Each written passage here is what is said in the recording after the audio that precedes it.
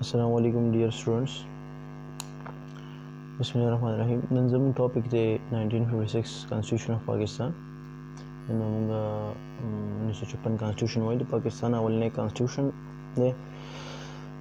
राजू अवल इंट्रोडक्शन ला 9 जनवरी 1956 बाने ड्राफ्ट बिल प्रेजेंट शो पर कॉन्स्टिट्यूएंट असेंबली के मखके भी नेशनल असेंबली था कॉन्स्टिट्यूएंट असेंबली हुई कल 1956 कॉन्स्टिट्यूशन जोड़ शो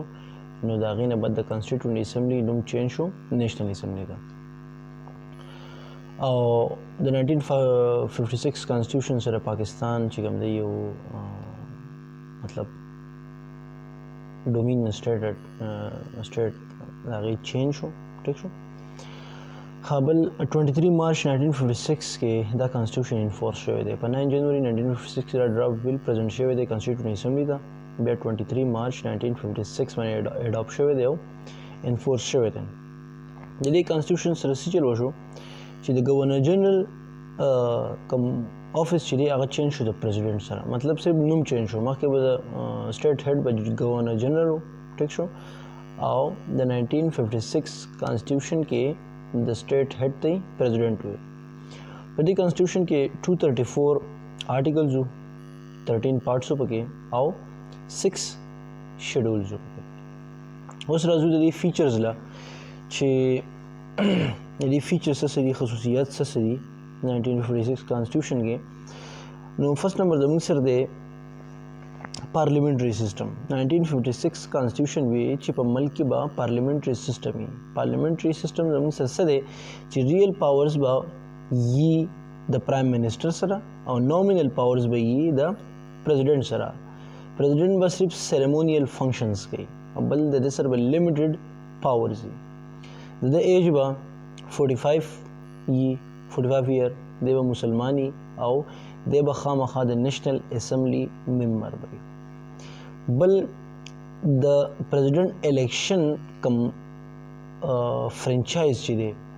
نو هغه به کمپوز دي د نیشنل اسمبلی او د پروینشل اسمبلی چې صوبره هم دي ټیک شو نو مطلب دا چې د پروینشل اسمبلی چې څومره ممبرز دي ټیک شو کاغه هر څونه جوړ شو موږ بوته ان وایو ټیک شو او پلس د نېشنل اسمبلی چې څومره ممبرز دي ټیک شو هغه ته موږ دا ان 1 شو دا ان 2 نو دا به موږ سره سو کلیکټ کوي پریزیډنټ په میجارټي اف ووټ باندې کینډیډیټس په ودرېږي او دوبوله ووټ ورکړي بل دا چې د ګورنمنت هیډ به وي پرایم منسٹر او د سټیټ هیډ به وي پریزیډنټ د پریزیډنټ به فنکشنز کوي د پرایم منسٹر په ایڈوایس باندې ټیک شو ځکه چې ریل پاورز د پریزیډنټ سره دي د پرایم منسٹر سره دي او د صرف نومینل یا ټیچولر پاورز به د سره ها بل خبره چې په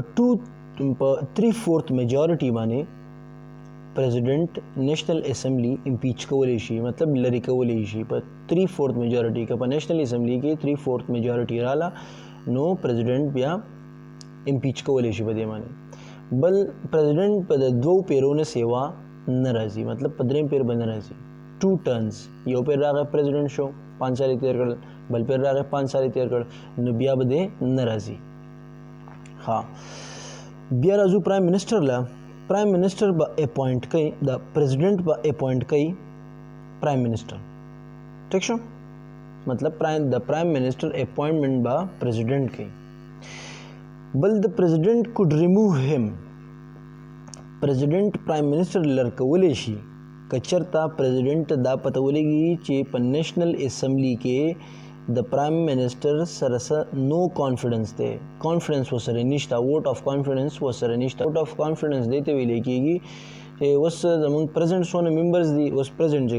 خبره کوو پریزیډنټ شیډونه زمونږ د پاکستان دي 342 او دی له پکار دي ووټ اف کانفیډنس دی 171 د دې هاف شو او پلس 1 نو مطلب 172 په دې معنی یو کس په نیشنل اسمبلی کې کدل ووټ ورکی نو دله با ریکوایرډي 172 ووټس په دله پکاري د پرایم منسٹر د جوړېدو لپاره نو ووټ اف نو کانفیډنس دی د وی کې د دینه چته یو هم راکوس شو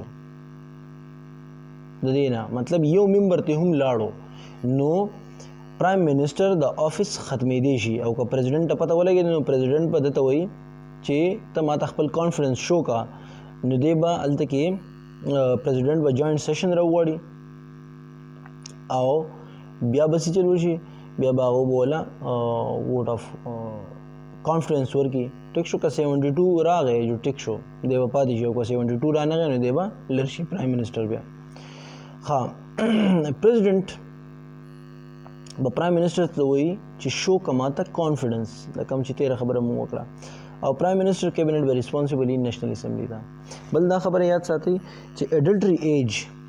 په 1956 کانسټیټیوشن کې 21 او اوس چې کوم دی 18 دی مطلب یو کس په سټیټ وایي چې یاره یو کس بالغ دی دغه لپاره ریکوایرمنټ سره چې دی به 21 ایئر آف ایج به دی وي ټیک شو که 21 ایئر آف ایج نه دی کمی نو دی به بالغ نه حسابېږي په سټیټ کې نو په 1956 کانسټیټیوشن کې اډلټري ایج زموږ سره و 21 لیټر آن دا بیا چینج شوی دی 18 ایئرز ته بل زموږ سره سیکنډ فیچر دی یونیکیمرل مین ون هاوس پارلیمنٹ به جوړي د ون هاوس نه هغې ته به ویلی کېږي نیشنل اسمبلی د دې ممبرز به ټوټلی 300 او پلس 10 وومنز وي وومن ریزرو سیټس وي دا ښه ریزروډ بل د نیشنل اسمبلی دپاره ریکوایرډ ایج هر هغه کس چې دغه 25 ایج دی هغه د نیشنل اسمبلی ممبر جوړېدی شي هغه کوالیفاید دی all legislative powers by the national assembly sorry legislative power mean law making power any sort of thing مطلب که په هر سیز باندې لا جوړولي نو د هغې پاور اصول پاور به د چا سره د نیشنل اسمبلی سره پریزیډنټ بل ساين کولی هم شي ریجیکټ کولی هم شي او ریټرن کولی هم شي د ریکنسیډریشن دپاره نیشنل اسمبلی دا مطلب که یو بل نیشنل اسمبلی پاس کو نو هغه بیا لاړ شي پریزیډنټ لا د څه دپاره د هغه د سیګنیچر دپاره نو هغه دوباره ریټرن کولی هم شي ریجیکټ کولی هم شي ساين کولی هم شي ټیک شو ها بل نیشنل اسمبلی به کنټرول کوي ایگزیکټیو دې مطلب دا دی چې کوم د کیبنټ ممبرز چې دي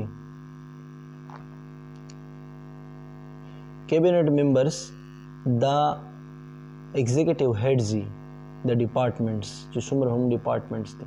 ټیک شو لکه زموږ سره ایجوکیشن شو زموږ سره کوم وزیر داخله دغه ټوټل دا زموږ سره څه دا زموږ سره ایگزیکټیو هیډز دي بل زموږ سره دی فیډرل سیسټم به یي په 1956 کانسټیټیوشن کې دا وایي چې فیډرل سیسټم به درې لیسټې پکې ورکړل یو فیډرل لیسټ په هغې کې 33 آیټمز وو یو پروونشل لیسټ ورکړو په هغې کې 94 آیټمز وو یو کانکرنټ لیسټ ورکړو په هغې کې 19 آیټمز وو مطلب دا چې په دې باندې فیډرل دا پاورز دا چیزونه دا کم 33 سیزونه دي دا به د فیډرل سره د دې کنټرول به د فیډرل سره فیډرل به په دې لا میکینګ کولی شي ټیک شو په دې باندې به د پروونسز دا پاور مطلب دا 94 آیټمز به د پروونسز سره یو په دې باندې لیجسلیشن یا په دې کې کار ساتل وغیرہ صرف په کې پروونس کار ساتلی شي سینټر یا فیډرل په کې کار نشي ساتلی او کانکرنټ لیسټ ته ویل کېږي په دې کې 19 آیټمز چې په دې کې فیډرل هم کار ساتلی شي او پروونس هم په دې کې کار ساتلی شي په دې باندې فیډرل ګورنمنټ هم لا میکینګ کولی شي په دې آیټمز باندې او پروونشل ګورنمنټ هم په دې باندې لا میکینګ کولی شي مطلب دا د دې باندې په جمع اوس که چېرته په دې کانکرنټ لیسټ کې کانفلکټ راغی ټیک شو په یو سیز باندې یا په لا میکینګ باندې نو د فیډرل او د پروونس یا مسله رااله په کانکرنټ لیسټ باندې یا د پروونس او د پروونس مسله رااله په کانکرنټ لیسټ باندې یا په کانکرنټ لیسټ کې په سیز باندې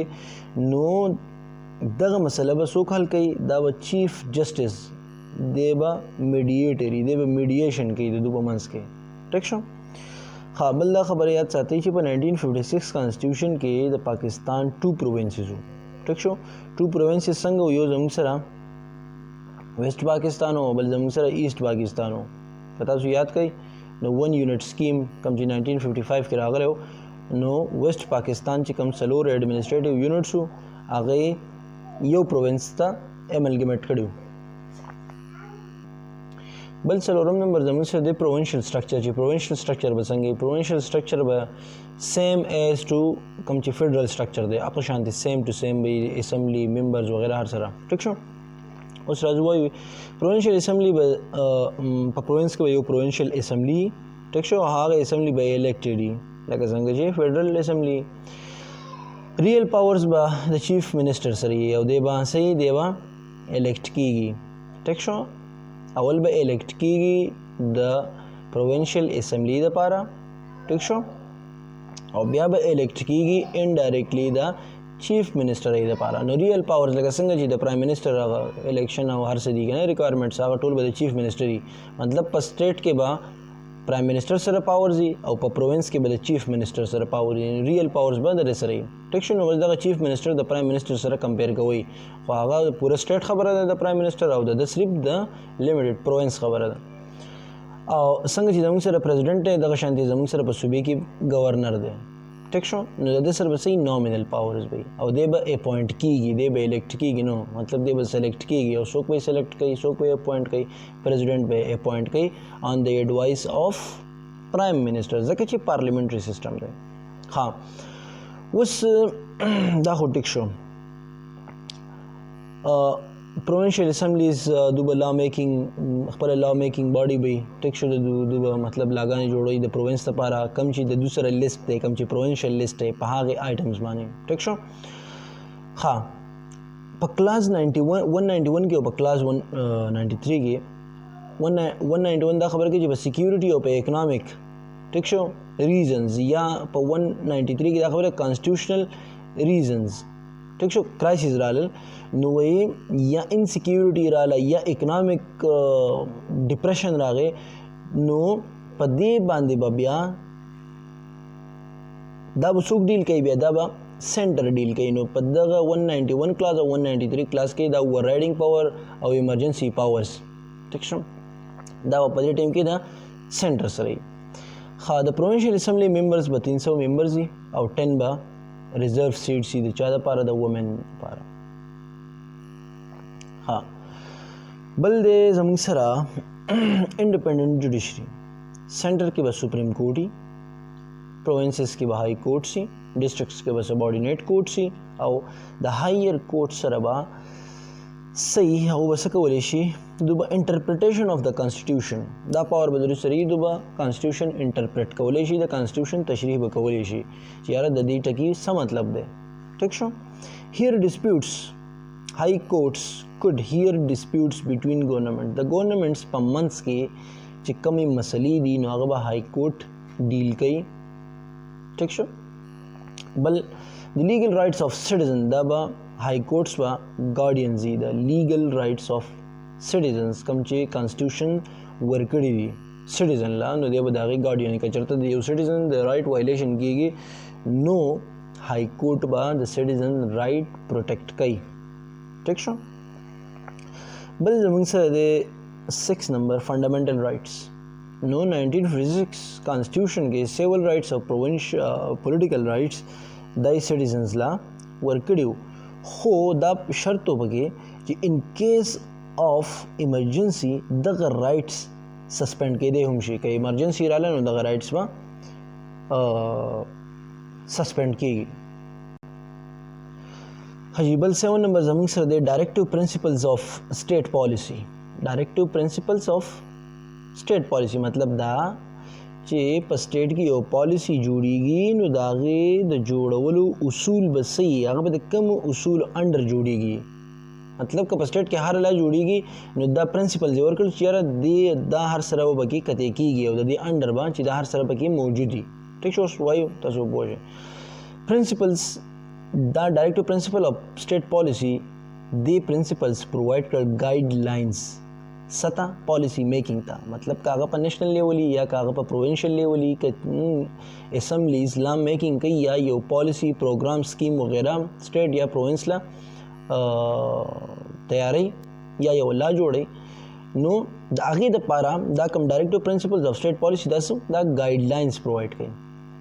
اوس په ډایرکټیو پرنسپلز کې زموږ سره څه دي نو نمبر 1 خو زموږ سره دی ابجیکټیو ریزولوشن ټیک شو. دا د 1956 کانسټیټیوشن پریمبل و. ټیک شو، پریمبل. ښه، اوس ابجیکټیو ریزولوشن مونږ ویلی دی او که نه ویلی نو په ویډیوز کې شته، تاسو چینل کې سرچ کولی شئ، دا هغه وګورئ چې په هغې کې څه خبرې وي. نو ابجیکټیو ریزولوشن انډر به ټول پالیسیز جوړیږي. ادر پرنسپلز یې هم پکې ورکړل چې نو ډسکریمینیشن، که یو ولا جوړیږي نو په هغې کې به ډسکریمینیشن نه وي، که یو ولا جوړیږي نو شورټي آف اسلامک پریکټسز، مطلب دا چې د اسلام خلاف به نه وي. بل زموږ سره ویلفیر آف پیپل، داسې لاګانې به جوړیږي چې د هغې سره خلک ډیولپ کیږي، د هغې سره خلک ډیګریډ کیږي نه. ټیک شو، چې د خلکو پکې فایدې وي، داسې لاګانې به نه جوړیږي په هغې کې د خلکو نقصانات وي. بل فلفلمنټ آف بیسک نیډ، او داسې لاګانې به جوړیږي چې په هغې کې د خلکو بیسک نیډس پوره کیږي. ځکه چې د لا مقصد څه دی؟ د لا مقصد زموږ سره دا دی چې خلکو ته مسلې او د هغې د حل دپاره لا راځي، لا جوړیږي.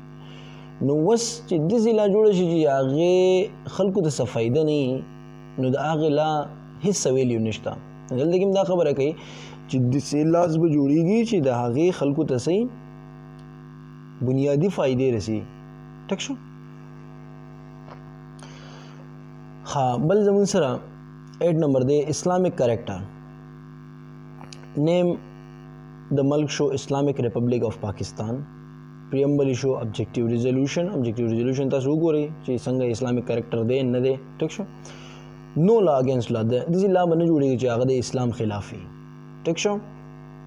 بل کوم ایگزسټنګ لاز چې دي هغه براټ انډر اسلام. چې کوم ایگزسټنګ لاز دي نو هغه به د اسلام انډر راوړی کېږي. او څنګه به راوړی کېږي؟ نو د هغې دپاره به یو کمیشن جوړ شي. ټیک شو. او د هغو به دا کاري چې هغه لاز